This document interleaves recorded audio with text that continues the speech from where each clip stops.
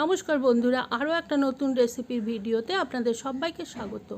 আজকে বানাচ্ছি খুব টেস্টি অথচ খুব সহজে বানানো যায় এরকম একটা রেসিপি, স্টিমড চিকেন। তো আসুন দেখে নিই রেসিপিটা। প্রথমে আমরা একটা বাটিতে 1 চা চামচ সর্ষে আর 1.5 টেবিল চামচ পোস্ত ভালো করে ধুয়ে ভিজিয়ে দিচ্ছি।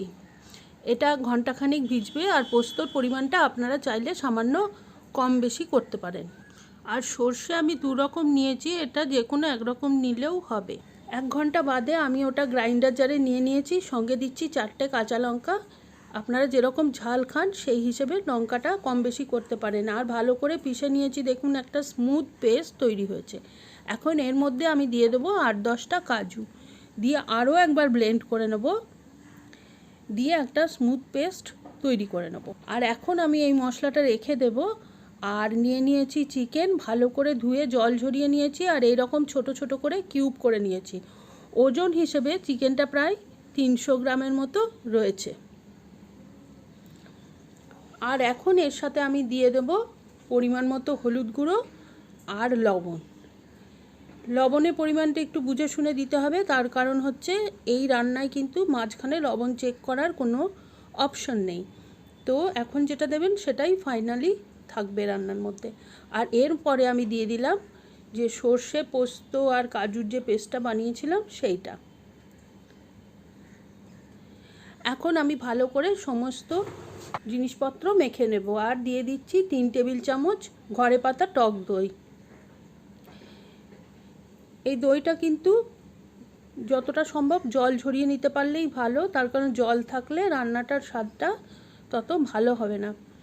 তো আমি এখন সমস্ত জিনিস ভালো করে মিলিয়ে নিচ্ছি, যাতে সমস্ত মশলা, নুন, হলুদ চিকেনের সমস্ত পিসে ভালোভাবে লেগে যায়।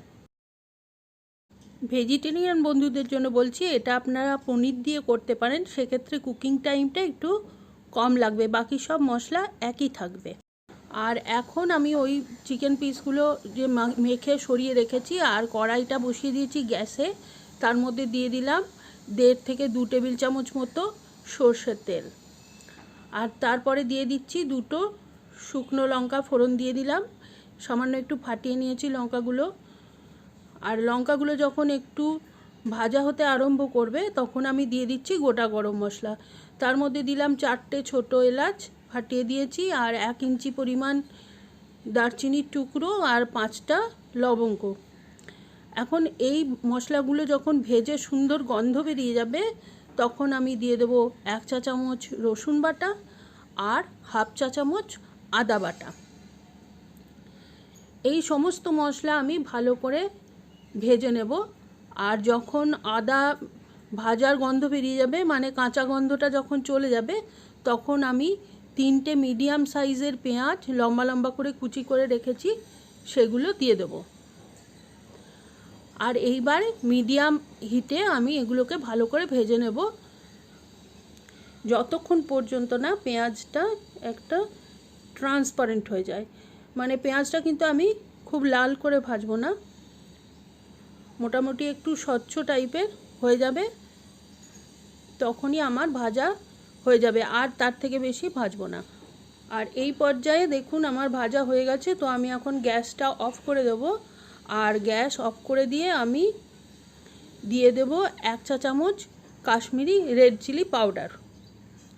এইটা আমি গ্যাস অফ করে দেবো, কারণ না হলে এটা ভাজা হয়ে গেলে কিন্তু কালারটা খানিকটা খারাপ হয়ে যায়। আমি কালারটার জন্যই এই রেড চিলি পাউডারটা ইউজ করছি, তো সেই জন্যে গ্যাস অফ করার পরে দিলাম। আর এখন ওই সমস্ত মশলা আমি যে চিকেনের মিক্সচারটা ছিল তার মধ্যে দিয়ে দিচ্ছি, আর ভালো করে সমস্তটা মিলিয়ে, যাতে সমস্ত মশলা আর চিকেন ভালোভাবে মিলেমিশে যায়।